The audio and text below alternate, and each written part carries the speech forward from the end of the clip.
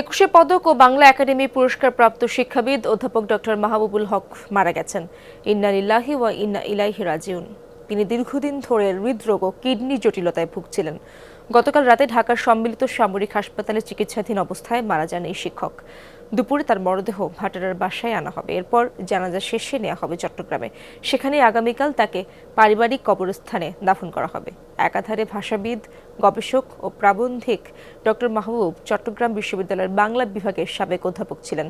প্রবন্ধে অবদানের জন্য তিনি 2018 সালে বাংলা একাডেমি সাহিত্য পুরস্কার লাভ করেন। গবেষণায় অবদান রাখায় বাংলাদেশ সরকার তাকে দেশের দ্বিতীয় সর্বোচ্চ বেসামরিক সম্মাননা 21 পদকে ভূষিত করে।